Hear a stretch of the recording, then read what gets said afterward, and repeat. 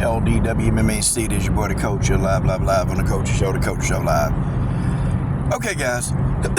Excuse me. And excuse the background noise. Let's just get right into it. So, Cris Cyborg pretty much is going to be fighting Leah McCourt. Folks, here's the thing, man. Cris Cyborg has been called out by Kayla Hype Job Harrison, and she's been called out by Larissa Pacheco.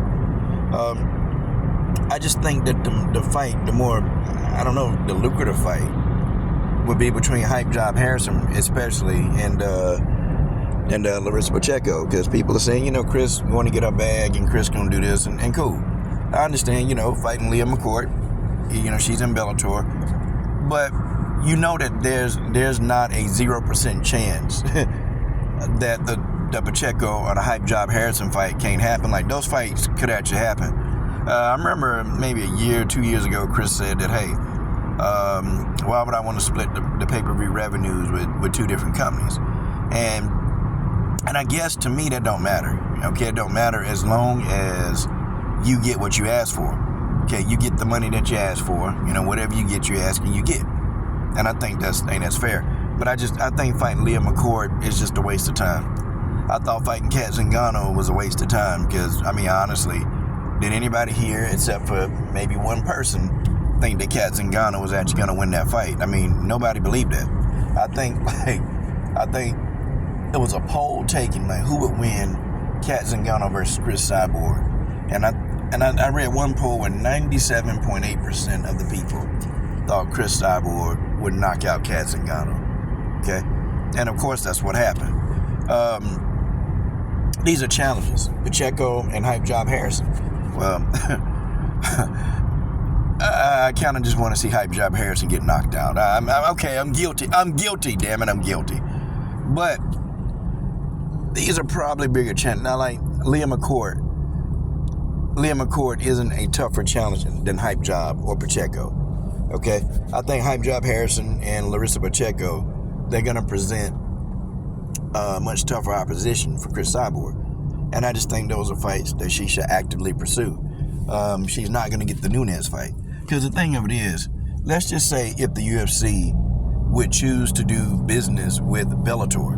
Well, if it was the UFC, Cris Cyborg would have to split revenue with them. So I don't understand that. I think she need to go ahead and get Kayla Harrison out of there. Because Kayla Harrison been talking junk now for 6 years, saying, how she'll come and whoop Cris Cyborg's ass, and she'll whoop her ass, and like Kayla said at one time, I'll whoop Chris's ass in the octagon, and I'll whoop Cris' ass in the street. She was saying all kind of like just getting like crazy with her words. And I just think that's a fight Cris need, and Cris need to go on and beat Kayla's ass. Just go on and beat it, And Pacheco been like really beside herself lately. Like, yeah, I want to fight Cris Cyborg because I can beat her. I'll beat Cris. Okay, well, fine. Cris Cyborg 38, and I think at age 38, me personally, I think Cris Cyborg is more skillful at 38 than she was at 28. I think she's a hell of a lot more skillful. I think that she's very selective. Her defense has gotten much better. Her wrestling, her takedown defense is insane. So I think that these two fights will be great, like opposition fights, Cris. And of course, I'm pretty sure that she could get the amount of money that she's asking for. I don't really know about, what they would pay Cris, but I'm pretty sure that they would give Cris the bag. But yeah, just fighting Leah McCourt, man. There's nothing at Bellator. There's nobody there. It's just nobody else to fight. Cris Cyborg, you can technically say, has cleaned out the Bellator division. She's cleaned them out. Okay? What? Who do we want her to fight next? Are we going to start getting these people now that got knocked out? Are we going to start fighting those people? And it's just getting to the point now where, yes, I will report when Cris has a fight. But if it's Leah McCourt, I'll do a post-fight analysis, but I'm not going to put any videos out about the build-up of the fight. I'm not going to do that because we all know the outcome. Okay, we all know the outcome. Leah McCourt knows what's going to happen. Leah McCourt, it's going to be the biggest payday in Leah McCourt's life. So Leah McCourt ain't going to mind because when Leah wake up, yeah, she'll be a couple of $100,000 richer. So, Leah McCourt just going to go in there and take that ass whooping. That's what's going to happen. And, it's MMA now. Sometimes you never know, but it's just Cris has looked so damn good lately in the octagon. And Leah McCourt, to me, hadn't looked that great. Not overall. It's just what it is.